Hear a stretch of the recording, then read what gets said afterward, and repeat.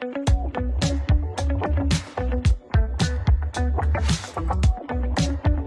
guys, Ash here coming at you today, Raid Shadow Legends. Welcome to the video. I am excited for this one, guys. We have Sun Wukong, everybody's favorite Mountain King inside the game. I have 5 of my absolute favorite champion combos for you guys using Sun Wukong. Let me know if you use any of these combos with Sun Wukong, but more importantly, let me know if you enjoy a combo with Sun Wu, who I do not mention in today's video. So for the build that we're going to be utilizing in today's video is going to be my main Sun Wukong build. So we're going to be utilizing a nuker build, kind of a slow nuker build. It's not the only way to build this champion. Obviously, Sun Wukong, we can build him for speed as well. We can build him to go first with a ton of accuracy to control the other team, steal their buffs, sheep them. Well, you guys know what Sun Wukong is good at, but his damage is absolutely insane with his A2 ability as well. Ignoring 50% of defense gives you the chance of ignoring 100% of the defense, and we really want to take advantage of the Staff of Wonder. It is a massive, massive threat. Probably one of the biggest free-to-play threats, I would say, in the game in terms of, you know, you can take down a whale. You can take down, I've been taken down on mythical teams, almost all mythical teams, by a Sun Wukong on one Staff of Wonder. It's an amazing thing. That's why I like building him to be a nuker. So these are my top 5 combos when you're building Sun Wukong as a nuker. Obviously, they still work with him as a control champion as well. Really quickly, attack percentage on the chest. We have attack percentage on the boots, and we have crit damage on the gauntlets. We have accuracy on the banner. We do have crit damage on the amulet. We have attack on the ring. Now, of course, I could go for a little bit more crit damage on this build. I do have a decent amount of accuracy at 438, but certainly not enough to always steal those buffs from the enemy team. We are erring on the side of damage, especially with the attack percentage on the boots. All right, guys, let's go into it here. We have a lethal and we have a perception set on him. Combo number 1. Combo number 1 is going to be... I might be starting with the best. I don't know. I think I'm biased, though. You guys have been watching my channel for any amount of time. You know how much I love Valkonen. As a matter of fact, Plarium asked me to record a little video to wish Plarium employees a happy 15th anniversary. Yeah, whatever. Sure, I'm happy to do it. So I did it, and they asked me like a few questions. And number 1 question was, who is your favorite champion in the game? And of course, I gave a little love to Syl. But I was like, honestly, I love Valkonen, like in terms of his kit, right? Not just the aesthetics and the memes, you know? I see he's taken. Excuse me. I just love what this guy does. And in terms of Sun Wukong, I'm not going to go over all these champions. Kits will be here all day, right? Especially Valkonen, we have to read. It's a novel to even read what the heck he does. All you got to know is he does this. Before, excuse me, on the A3. Target an ally. If the ally is alive, kills them. And then unlocks an insane ability, right? He kills somebody. So you can kill Sun Wukong, and of course with Sun Wukong, he just comes back to life with a full turn meter 3 turns later anyway, right? So to me, it's one of my favorite Sun Wukong's combos in the game. Revives a champion 100% turn meter, 100% HP, 3 turns after he's killed. So we kill somebody, and then, well, let's just do it. I'm gonna show you all these teams too, right? We're gonna not just talk about them here. I'm trying to do that. Hopefully you guys have noticed. Hopefully you care. But I've been trying to actually show a lot more gameplay in the videos rather than just talking about things all the time, which I am obviously good at or bad at, depending on how you look at it. All right, so let's do a Valkonen team here. All right, guys, so here we go. Sun Wukong, Valkonen, UDK, and Duchess, right? Some survivability on the team. Just basically some meat shield with UDK. A reviver if we need it with Duchess, just in case we don't go first, if our stone skin gets removed, whatever, right? So the enemy team actually cuts in line here. It's totally fine. I like UDK to obviously go first, if possible. That way we can go in there and we can use an ability first, right? We could have stolen the buffs there, to be fair. So now we can go ahead and use Death's Bargain. That this is Valkonen's A3 to sacrifice Sun Wukong. You underestimate my power. It's okay. He has a little tiny turn meter anyway, so he'll probably be back with a full turn meter faster anyway. Moreover, we actually have the Malice Unleashed unlocked, excuse me, right now. So we can kill anybody we want to kill because that's how hard this ability hits that we just unlocked vis-a-vis killing Sun Wukong, who's already back with full turn meter.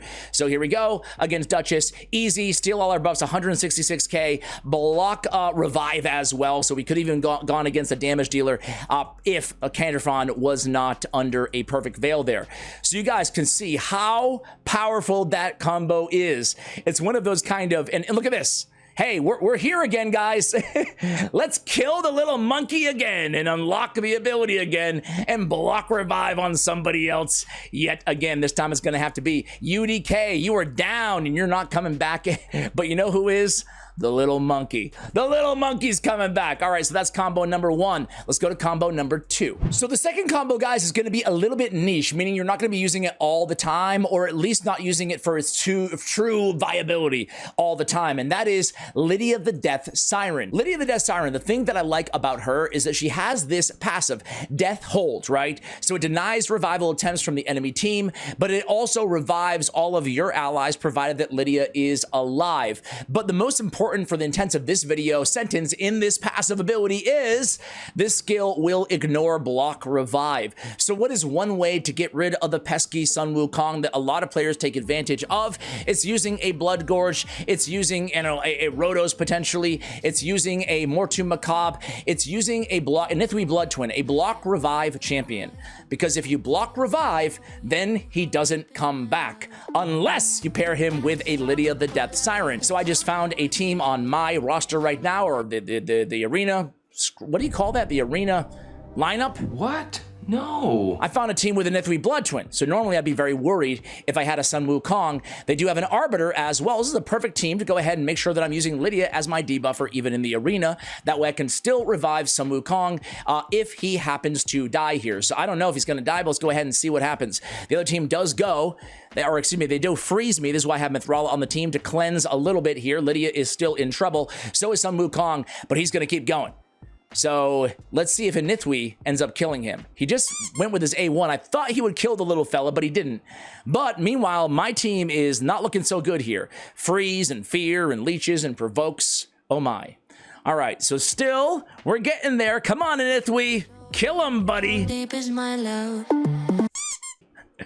Okay, Mithrala doesn't kill him. It's weird to be rooting for him to die here, but this is exactly how we want things to go. All right? Ah, so close. So close. Should we let him kill everybody, or should we just A3 to keep the charade going here? I think we let him kill everybody, or at least try to. Let's go after Nithwi, boom, and almost kill everybody. But you guys get the point, right? If had he died there from a Nithwi Blood Twin, well, Tormin would have activated, not even Arbiter, Tormin would have activated the revive of Sun Wukong. So you can get around the block revive that a lot of people use against Sun Wukong, especially in live arena, if you go ahead and utilize a Lydia on the same team. Let's go to combo number 3. So the next combo, guys, is going to be Hefrak. I'm sure a lot of you guys were expecting this one. We have the Prince of Pride. Whenever an ally is killed by an enemy, instantly activates his Hefrak Scorn ability, which is a hard-hitting nuke that has an extra hit if they have less than 50% HP after the first hit. So basically, we want to run Hefrak in a 2-piece or a 1-piece stone skin and just put, a squishy Sun Wukong on the same team, let him die, and then Hefrak kills everybody. Only thing about this strategy is you got to be careful. Well, 2 things about the strategy. Number 1 is you got to be careful against super tanky teams, because sometimes one Hefrak Scorn is not going to be enough to kill him. So you want to stay away from these massive Taurus, Marichka, Sify teams with this strategy. The other thing you can do with this strategy is just run commons alongside Hefrak. You don't necessarily need Sun Wukong, but I think it's better with Sun Wukong on the same team as a Hefrak, because he comes back to life and helps out in case you don't wipe everybody right away. So here we go against this fast team. They come in, they got a Trunda, they got a Baron, and boom. Well, that's what happens, right? He dies. And this is actually a perfect kind of illustration of what I just said. If I had a random common champion alongside Hefrak, we would have been, maybe toast. We'll see. He might be able to prevail here, but it's nice that we get Sun Wukong back with a full turn meter right now, just in case we don't kill everybody, which we do. But yeah, well, you saw it right there, right? Against a fast team, a 1-turn stone skin or 2 on Hefrak, plus a Sun Wukong can wipe them out with ease. Sun Wukong dies, Hefrak instantly activates his Hefrak Scorn. Oh, you gotta love it.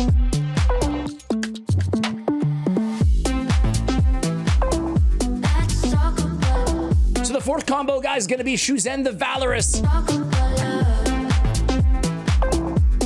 Monkey King. what if we can't build him fast enough to go first, right? We want him to go first, ideally on the team, because he has such great control. We can sheep somebody, we can kill everybody, maybe we can steal all their buffs, right? He's great to go first, but there's no way in hell that we're gonna nuke like we've been nuking in this video with that A2 ability if we don't have attack percentage and we aren't able to prioritize lethal gear and damage over speed. How can we get around that and have our cake and eat it too? We can use the Purging Petals ability. Grants an instant turn on a target ally. We also give an increased attack, which is fantastic, right? So we're buffing him. We could cure sheep with this ability if we wanted to. Shuzen is awesome. So we build on a speed team. I think I have Arbiter going first, Lydia going second, Shuzen going third here on this particular team. We hope we win the speed race. And then when we do, we can pass it right to good old Sun Wukong. And we can mitigate, we can have our damage, and we can have everything else that we want as well, right? So here we go. We're going to Purging Petals. We're going to give him the increased attack. And now we can choose, who do you want to kill here, guys? Well, can't kill Eric's. That's annoying. I can kill Marichka. There we go. So everybody's dead. Lydia, just a throwback. She's like, hey, I'm not done with my time in the spotlight here, Ash. I want a little bit more time in this video. So Lydia coming in, denying some revival, and this one's pretty much over. Yeah, Eric's is good, but she's not that good. We are going against an opposing Sun Wukong. One thing I will say about Sun Wukong, I mean, you guys already know this, but even when you're using him too, it's not over till it's over. It's not over till it's over. What do I mean by that? Especially like in live arena, I see a lot of players kind of going full auto mode, right? When there's a Sun Wukong left on the other team. You shouldn't do that, man. Sun Wukong can come back in one hit, one A2, and my team could be wiped right now. So again, you got to be careful of this little monkey. You guys already know that, though. I mean, you're watching the video. All right, so that is combo number 4. Shuzen, the Valorous instant turn ability on Purging Petals. All right, guys, now combo number 5 is going to be Armand's the Magnificent. What's better than 1 sheep champion, or what's worse, depending on what side of the battlefield you're on, 2 sheep champions in ultimate control between the 2 of them. No one is ever going to be able to get a buff up. No one's ever going to be able to keep the buff if they do have it up, because we're going to be buff stripping, we're going to be sheeping, we're going to be stunning, we're going to be turn meter manipulation. Between the 2 of them, they are absolutely relentless and extremely annoying, frustrating, and difficult to conquer if you're the enemy team. Here I have them with a Mithrala and a Magnar to take down this heavy force affinity, super tanky team vis-a-vis control and damage. The nice thing about Sun Wukong is he can be control, a speed lead, and a damage dealer for your team. It's really cool to have all of those abilities kind of in one. So I'm going to come in here and I'm just going to turn their nuker into a sheep right away because I don't want to deal with Taurus. He's the only big threat that we have on the enemy team. Let's go ahead and buff up our Monkey King along with the rest of the squad. AKA just have it stripped away immediately by Pythion. My bad there. Buffs are protected. Let's go in and try to kill. Well, we can't do much here, right? We can't do much because of good old UDK. Maybe we should have just turned UDK into a sheep. But you're already seeing it here, guys. Sure, I kind of screwed up early on. But, and we lost a turn, unfortunately, right? But look at this control here, guys, right? They still haven't been able to actually do anything to me other than cleanse their own team. We're basically going to continue to chain sheep their nuker in Taurus, right? You can see I'm already up again. Boom. We'll either kill him or sheep him. We die there. He comes back at us. Not a big deal. That's why it's good to sheep UDK. We're going to sheep, look at Armand's. We're just sheeping everybody here, right? And he's already back to life. The best thing about Classic Arena is when they actually target Sun Wukong, right? If you can get the AI to target Sun Wukong, building the squishiest on the team, that's often going to be the case. You're going to be you're going to be really sitting pretty. It's almost cool when he dies, Sun Wukong. I'm not telling you guys anything you don't already know. It's almost cool when he dies because it gets him oftentimes to his next turn a lot faster than otherwise would. So it's really cool when the computer is just auto, you know, target onto him. So there we go, guys. That's it. Those are my top 5 combos for Sun Wukong, the Mountain King inside Raid Shadow Legends. I love this little monkey. He's really one of the best champions out there, included in my top 25 champions inside the entire game, and that is tremendous for a free champion. Those are my top 5 combos. Who did I forget, and do you use any of these combos? Let me know in the comments below. Much love, and as always, take care, guys.